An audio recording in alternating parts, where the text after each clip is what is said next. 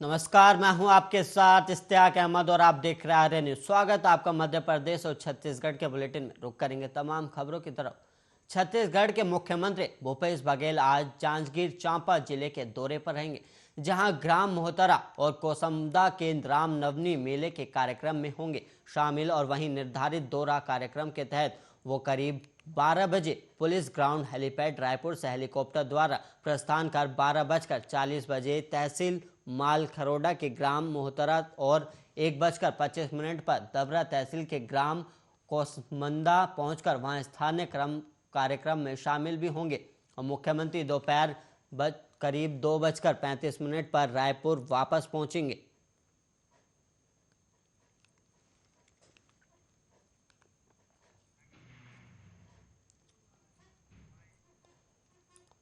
मध्य प्रदेश के मुख्यमंत्री शिवराज सिंह चौहान शुक्रवार को अशोकनगर के मूंगफली में ओली से खराब हुई फसलों का जायजा लेने आ रहे हैं। और वहीं सीएम मूंगफली का दौरा करेंगे और चौहान दोपहर करीब 1:55 पर हेलीकॉप्टर से पृथ्वीपुर पहुंचेंगे और वहां से मूंगफली के बजावन गांव के लिए रवाना हो जाएंगे और दोपहर करीब 2:30 बजे बजावन गांव पहुंच जाएंगे और वहां करीब 1 घंटे तक सीएम फसलों का जायजा लेंगे। उसके बाद विदिशा के लिए निकल जाएंगे और गुरुवार को प्रशासनिक अधिकारी और जनप्रतिनिधियों ने सीएम के आगमन की सभी व्यवस्थाएं भी पूरी कर ली।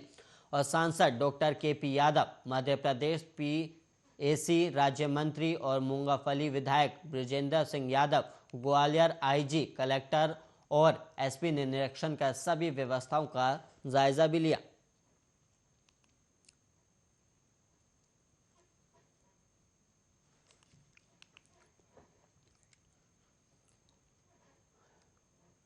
छत्तीसगढ़ के पूर्व सीएम डॉक्टर रमन सिंह ने कहा कि आज छत्तीसगढ़ के कृषि मंत्री रविंद्र चौबे और शिव डहरिया ने प्रदेश के कांग्रेस सरकार द्वारा दी गई रोजगार को लेकर प्रेस वार्ता की। और इसमें रविंद्र चौबे ने कहा कि बीजेपी के शासनकाल में बेरोजगारी दर 22% था और मुझे कृषि मंत्री रविंद्र चौबे की बुद्धि पर तरस आता है। कम से कम रविंद्र चौधरी से ऐसी उम्मीद नहीं थी। एक बार वो कम से कम CMI की रिपोर्ट देखें और लगातार उसकी मॉनिटरिंग करें और हर साल की रिपोर्ट भी देखें। और CMI प्रत्येक साल के संपूर्ण देश के बेरोजगारी दर के संबंध में आंकड़े जारी करती है। और रविंद्र चौबे से मैं कहना चाहूँगा कि छत्तीसगढ़ में कांग्रेस सरकार के एक महीने में आंकड़े 2% आए और एक महीने में आंकड़े हैं। और इसके पहले CMI ने जो आंकड़े जारी किए उसका तुलनात्मक अध्ययन तो कर लेते। और रमन सिंह ने आगे कहा कि मैं आपको बताना चाहूँगा कि छत्तीसगढ़ में बीजेपी शासनकाल में 3 साल के आंकड़े देखें और कांग्रेस सरकार की 3 साल के आंकड़े से तुलना की जा सकती है। और बीजेपी शासनकाल में जनवरी 2016, 2017 और 2018 में बेरोजगारी दर और कांग्रेस के जनवरी 2019, 2020 और 2021 के बेरोजगारी दर की आप तुलना कर लेंगे तो आपको समझ में आएगा कि सही स्थिति क्या है।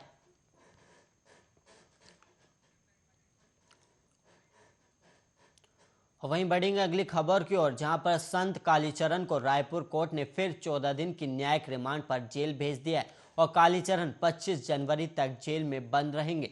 कोविड प्रोटोकॉल के चलते केवल वकीलों की उपस्थिति में सुनवाई हुई और मुख्य न्यायिक मजिस्ट्रेट भूपेंद्र वासनीकर की कोर्ट ने कालीचरण को अतिरिक्त 14 दिनों की न्यायिक रिमांड पर जेल भेजने के आदेश दिए। और वहीं रायपुर कोर्ट से राहत नहीं मिलने पर संत कालीचरण हाईकोर्ट की शरण में गए हैं और कालीचरण की जमानत के लिए वकील महल जेठानी के माध्यम से याचिका लगाई गई है। और इस याचिका में कालीचरण के वकील महल जेठानी ने कहा है कि कालीचरण ने स्टेट के खिलाफ बोला है, जबकि कालीचरण के खिलाफ याचिका स्टेट ने नहीं बल्कि अन्य नागरिक ने लगाई है। और दर्ज रिपोर्ट में स्टेट की परमिशन की ज़रूरत होती है, लेकिन स्टेट ने अभी तक परमिशन नहीं दी है। और कालीचरण को MP के खजुराहो से पकड़ा गया और वहां के पुलिस के साथ कोर्ट को भी अवगत नहीं कराया गया था। और पुलिस ने रिमांड क्यों लिया है, जबकि कालीचरण का वीडियो पहले ही वायरल हो गया था और पूछताछ के लिए भी कुछ भी नहीं बचा हुआ है।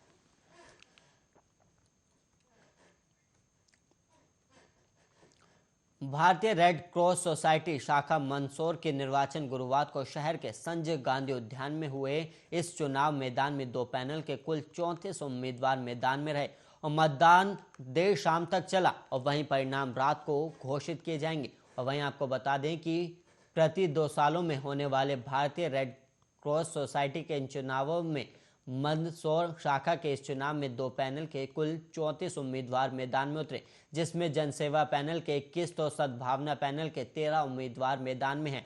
और मंदसौर जिले में रेड क्रॉस के कुल 3076 मतदाता हैं और गुरुवार शाम तक चले मतदान में करीब 1000 मतदाता अपने मत उपयोग कर सकते हैं और करीब इतने ही मतदाताओं में से उम्मीदवारों का चलन होगा। और भारतीय निर्वाचन प्रणाली के अनुसार ही मतदान प्रक्रिया करवाई गई। अब मतदान के चलते मतदान केंद्र पर पुलिस और प्रशासन की चाक चौबंद व्यवस्था रही और वहीं मतदान के दौरान कोविड गाइडलाइन के पालना भी करवाया गया।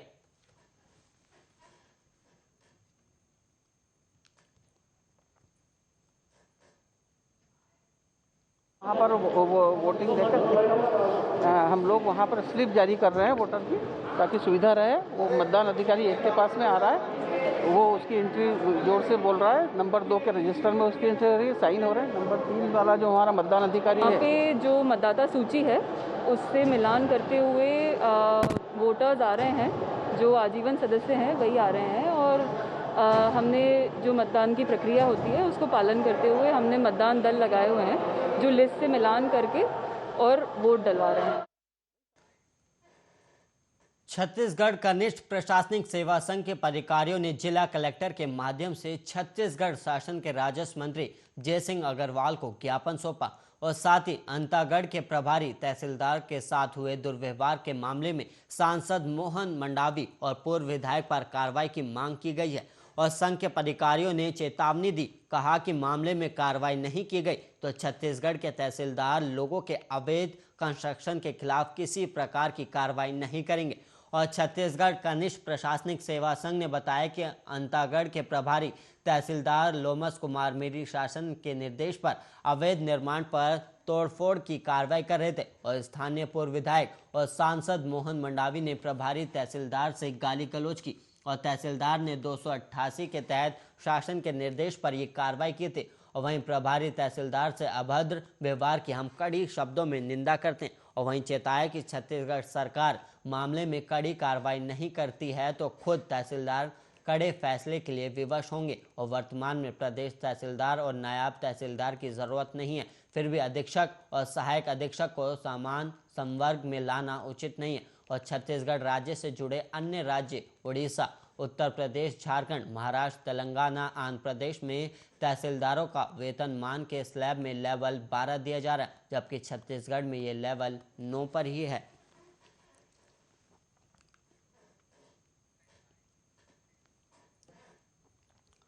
जांजगीर जिले में सक्ती रियासत के 5वें राजा कुंवर धर्मेंद्र सिंह के खिलाफ रिश्तेदार से अप्राकृतिक दुष्कर्म का आरोप लगाया और महिला ने पुलिस को बताया कि आरोपी ने 9 जनवरी को घर में घुसकर पहले छेड़छाड़ और फिर रेप किया। और इस शिकायत के बाद पुलिस ने आरोपी धर्मेंद्र के खिलाफ 354, 37, 450 का केस दर्ज कर लिया है।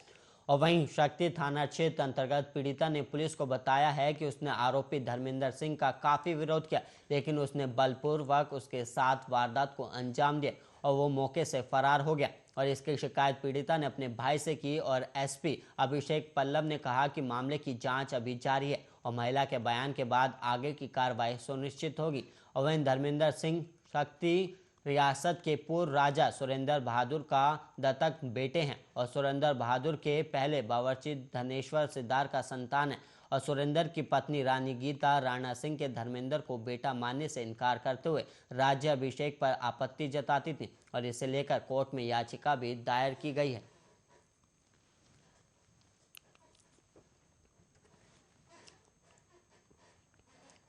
आर्थिक तंगी के चलते एक विवाहित महिला ने फांसी लगाकर आत्महत्या कर ली और मामला बैतूल के पारदी ढाना का है। और महिला भीख मांग कर गुजारा करती थी और आत्महत्या की वजह भीख ना मिलना बताया जा रहा है। और उसका पति भी 2 दिन से राशन की दुकान के चक्कर लगा रहा था और वहीं लेकिन उसे राशन नहीं मिला और वो घर लौटा तो पत्नी फांसी पर लटकी हुई थी। और वहीं बताया जा रहा है कि 22 साल के रिंकी पारदी की 2.5 साल पहले ही राजकुमार से शादी हुई थी और उसका 17 महीने का बच्चा भी है। और महिला का पति राजकुमार गुरुवार को राशन लेने बैतूल से चौथिया गया था और जब लौटा तो रिंकी की लाश फंदे पर लटकी थी और हफ्ते भर से दोनों को भरपेट खाना नहीं मिल रहा था। और वहीं पुलिस महिला की मौत के कारणों का पता कर रही है। और वहीं एसडीओपी बैतूल नितेश पटेल का कहना है कि महिला मानसिक तनाव में थी और आर्थिक तंगी के चलते उसने आत्महत्या की। हालांकि महिला के शॉर्ट पीएम रिपोर्ट में उसके पेट में भोजन पाया गया है।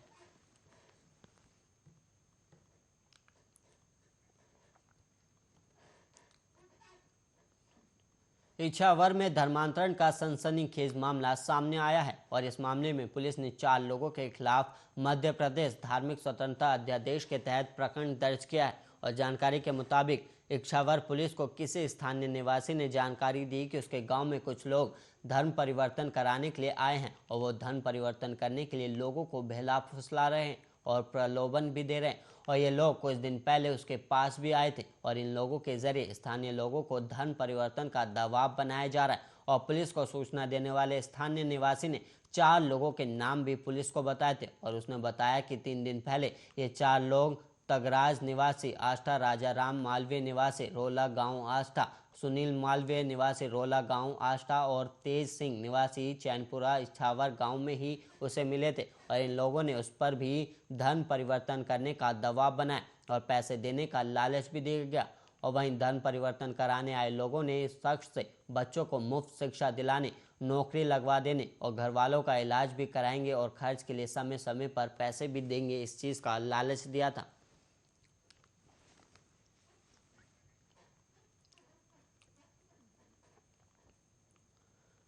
छत्तीसगढ़ के जांजगीर चांपा में एक कार्यक्रम आयोजित किया गया जहां मुख्यमंत्री भूपेश बघेल इस कार्यक्रम का हिस्सा बनने के लिए पहुंचने वाले थे, पर इस दौरान जिले के ग्राम मोहतरा के रामनवमी मेले के कार्यक्रम में शामिल हो रहे मुख्यमंत्री की सुरक्षा के लिए जा रही पुलिस बल को ट्रक ने टक्कर मार दी, जिसके चलते करीब 15 पुलिसकर्मी घायल हो गए। तो वहीं आपको बता दें कि बस में करीब 45 पुलिसकर्मी सवार थे, जहां घायल सभी पुलिसकर्मियों को इलाज के लिए अस्पताल भेजा गया और मामले की जांच भी अभी जारी है। और पूरा मामला शिवरी नारायण थाना के कंसदा गांव का बताया जा रहा है।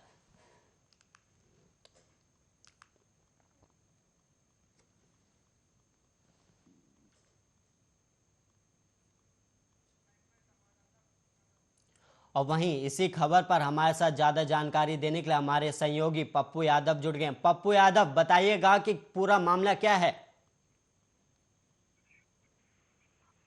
हेलो जी पप्पू यादव जी, बताइएगा कि ये पूरा मामला क्या है, पूरा विस्तार से बताइएगा। जी सर, दरअसल पूरा मामला है जांजगीर चांपा जिले के शिवरायन थाना क्षेत्र का है, जहां मुख्यमंत्री के कार्यक्रम में शामिल होने जा रहे पुलिसकर्मियों के गाड़ियों को एक ट्रक ने आकर ठोकर मारी, जहां 15 पुलिसकर्मी घायल हुए और लगभग बस में 45 पुलिसकर्मी सवार थे। पप्पू यादव, क्या इसे साजिश के रूप में भी देखा जा रहा है? जी, इस मामले में भी किसी प्रकार की तो पुष्टि नहीं हुई है, परंतु यह मामला काफी सोचने वाली बात है कि इस प्रकार से मुख्यमंत्री की सुरक्षा बल में जा रहे पुलिसकर्मियों को अचानक आकर ट्रक ने ठोकर मारी, इस हिसाब से काफी गंभीर रूप से यह बताई जा रही है। पप्पू यादव, क्या इसमें आला अधिकारी की तरफ से कुछ बयान भी सामने आया? जी, इस मामले में हमने आला अधिकारी से संपर्क करने की कोशिश की गई, परंतु अब तक आला अधिकारी का जवाब कुछ नहीं कर पाया। हम लगातार उनसे कांटेक्ट करने की कोशिश कर रहे हैं और इस मामले में आगे की जानकारी प्राप्त करने की कोशिश कर रहे हैं। पप्पू यादव, जो बस चालक था और जो ट्रक चालक था, क्या उसके खिलाफ कोई कार्रवाई की गई?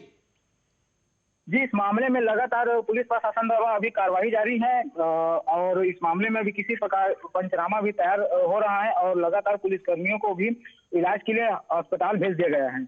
और उनकी आप ये भी बताइएगा कि जो पुलिसकर्मी घायल है उनकी अस्पताल में कैसी हालत है? जी, अभी उन लोगों की हालत ठीक है, ज्यादातर पुलिसकर्मियों को उतना ज्यादा गंभीर रूप से चोट नहीं, फिर भी कुछ पुलिसकर्मियों को काफी मात्रा में, किसी के सर पे, किसी के पैर पर थोड़ी मात्रा में चोटें आई हैं और उनका अभी इलाज जारी है। क्या सीएम भूपेश बघेल की सुरक्षा में कोई चूक भी हुई है? जी, इस मामले में हम किसी स्पष्टीकरण नहीं दे पाते, क्योंकि अभी उच्च अधिकारियों से इस मामले में किसी प्रकार की बात नहीं हुई। जैसी बात होगा आगे की जानकारी कार्रवाई पुलिस प्रशासन द्वारा की जाएगी। पप्पू यादव, बहुत बहुत धन्यवाद हमें ज्यादा जानकारी देने के लिए। वहीं आपको बता दें कि सीएम भूपेश बघेल की सुरक्षा में जा रहे पुलिसकर्मियों की बस की टक्कर एक ट्रक से हो गई, जहां पर करीब 15 से 20 पुलिसकर्मी घायल हैं। और वहीं आपको बता दें कि सीएम एक कार्यक्रम में शामिल होने जा रहे थे, जिसके बाद अब ये हादसा हो गया, जिसके बाद अब 15 से 20 पुलिसकर्मी अस्पताल में भर्ती हैं।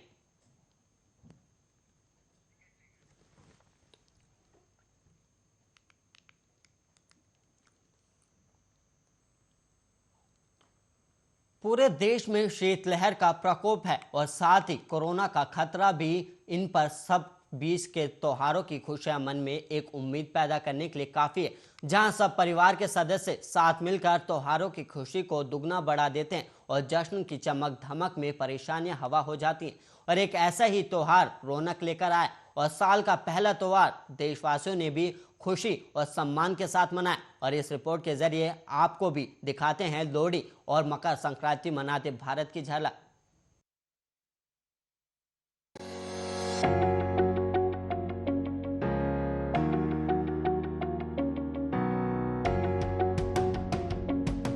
लोहड़ी का त्योहार पूरे उत्साह और उमंग के साथ मनाया गया। ठंडी ठंडी हवा, हाड़ कपाने वाली सर्दी के बीच लोहड़ी पर आग की सेक ने देश भर में प्यार और स्नेह की गर्माहट भर दी।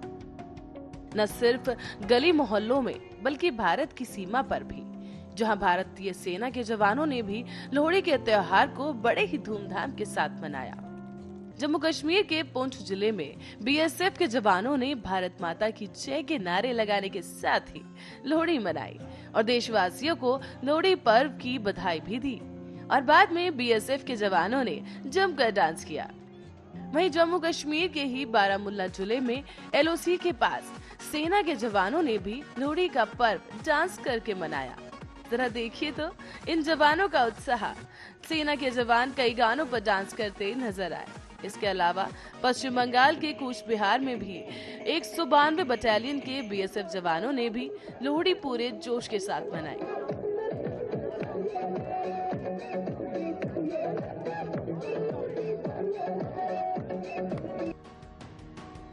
आपको बता दें कि लोहड़ी का पावन पर्व हर साल मकर संक्रांति के ठीक एक दिन पहले मनाया जाता है। खुशियों की सौगात देने वाला ये त्योहार हर किसी को बहुत पसंद होता है। मान्यता है कि लोहड़ी का त्योहार नव विवाहित जोड़ों और नए जन्मे शिशुओं के लिए बेहद खास होता है। घर में आए हुए नए सदस्य का लोहड़ी में खास रूप से स्वागत किया जाता है। लोहड़ी को पहले तिलौड़ी कहा जाता था। लोहड़ी का अर्थ ही होता है, जिसका मतलब होता है ल का अर्थ लकड़ी, ओ का अर्थ उपले और री का अर्थ रेवड़ी से है। यानी कि तीनों शब्दों के अर्थों को मिलाकर लोहड़ी शब्द बनता है। लोहड़ी से सर्दी जाने की प्रथा को भी माना जाता है। नए कपड़े और खान पान का इस पर्व पर खास महत्व होता है। लोहड़ी को सभी एक साथ मिलकर मनाते हैं। यही कारण है कि इस पर्व वाले दिन पर एक जगह पर सब एकत्रित होकर आग जलाते हैं और इसके इर्द गिर्द नाचते गाते हैं। और लोहड़ी में आग से हाथ तापने के बाद बारी आती है मकर संक्रांति की। जिस प्रकार सूर्यदेव के उत्तरायण होने पर उत्तर भारत में लोहड़ी, दक्षिण में पोंगल मनाया जाता है, उसी तरह से उत्तर पूर्वी राज्य असम में माघ बिहू मनाया जाता है। दक्षिण भारत की तरह ही असम में भी माघ बिहू या भुगाली बिहू फसल पकने के और त्योहार होने की खुशी में मनाया जाता है। बताया ये भी जाता है कि माघ बिहू की शुरुआत लोहड़ी के दिन होती है और इसे उरुका भी कहते हैं। माघ बिहू के दिन किसान परिवार के लोग ब्राही शिवराई का विधि विधान से पूजन करते हैं और इस दिन किसान अपनी मेहनत से उगाई गई पहली फसल को ब्राही शिवराई को अर्पित करते हैं। इस दिन लोग पारंपरिक धोती, गमोसा और अन्य रंगीन कपड़े पहनकर टोली बनाकर डांस करते हैं। साथ ही इस दिन असम के लोग खार, आलू, पितिका, जाक, मसौर, टेंगा जैसे पकवान खाते हैं।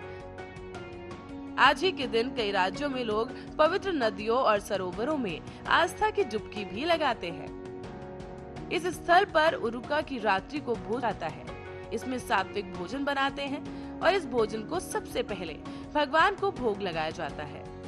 भेला घर यानी पुआल की छावनी में उसके पास बांस और पुआल की मदद से झोपड़ियों का निर्माण किया जाता है और इस गुब्बद या झोपड़ी को मेजी कहा जाता है। माघ बिहू मकर संक्रांति के दिन लोग स्नान के बाद नए कपड़े भी पहनते हैं और मेजी में आग लगाते हैं। सभी लोग मेजी के चारों ओर इच्छा के अनुसार खाद्य सामग्री डालते हैं और इस अवसर पर लोग खूब नाचते गाते हैं और आखिर में भगवान से शुभ और मंगल की कामना करते हैं। मेजी की राख को अगले दिन खेतों में छिड़का जाता है। इसके पीछे मान्यता ये है कि ऐसा करने से खेती का उर्वर शक्ति का विकास होता है। अब आपको एक झलक दिखाते हैं दक्षिण 24 परगना पश्चिम बंगाल की, जहां मकर संक्रांति के अवसर पर गंगा सागर मेले में पहुंचे श्रद्धालुओं ने पवित्र स्नान किया। तो वहीं उत्तर प्रदेश में भी मकर संक्रांति के अवसर पर वाराणसी में श्रद्धालुओं ने गंगा नदी में पवित्र स्नान किया। इसी कड़ी में हरिद्वार में भी मां गंगा की डुबकी लगाने पहुंचे श्रद्धालुओं के लिए कोरोना के मद्देनजर खास तैयारियां की गई, ताकि त्योहार की खुशियां कहीं फीकी न पड़ जाएं। और अब आपको लेकर चलते हैं दक्षिण भारत की ओर, जहां तमिलनाडु में पोंगल उत्सव मनाया जा रहा है। इस दौरान बैलों पर काबू पाने वाले लोकप्रिय खेल जल्लीकट्टू खेला जाता है। आज मदुरई के अवनियापुरम में कोविड दिशा निर्देशों के अंतर्गत ये खेल शुरू हुआ और इस खेल में 200 से अधिक बैल हिस्सा ले रहे थे। साथ ही आपको जानकारी के लिए बता दें कि सरकार के दिशा निर्देशों के अनुसार बैलों के मालिक और उनके सहायक जो अपने मवेशियों को खेल के लिए पंजीकृत कराएंगे, उनको पूर्ण टीकाकरण प्रमाण पत्र के साथ साथ कार्यक्रम से अधिकतम 48 घंटे पहले कराई गई RT-PCR की जांच रिपोर्ट नेगेटिव भी दिखानी हुई और इसी के साथ ही उन्हें कार्यक्रम में हिस्सा लेने के लिए पहचान पत्र जारी किए गए। अब आपको जरा जल्लीकट्टू के बारे में बता देते हैं। दरअसल ये खेल सांडों को काबू करने का एक पारंपरिक खेल है। इसमें खास तरीके से सांडों को बंद जगह से छोड़ा जाता है, जिसका बाहर खेलने वालों की फौज मुस्तैदी के साथ इंतजार करती है और इस खेल को देखने के लिए बैरिकेडिंग से बाहर बड़ी संख्या में दर्शक भी जमा रहते हैं। सांड को जैसे ही छोड़ा जाता है, उसे पकड़ने के लिए लोग टूट पड़ते हैं और उस पर काबू पाने की कोशिश की जाती है। खेल में असली काम सांड के कुबड़ को पकड़कर उसे कैसे भी रोककर उसके सींग में कपड़े में बंधे हुए सिक्के को निकालना होता है। खैर, नाम कोई भी हो, क्षेत्र कोई भी हो, पर नए साल में त्योहार के पावन दिन आ ही गया और जब लोग आज इस दिन को हंसी खुशी और उत्साह के साथ अपनों के साथ त्योहार की रौनक को बढ़ा रहे हैं और सर्दी में सर्दी का आनंद ले रहे हैं। Special report Arya news.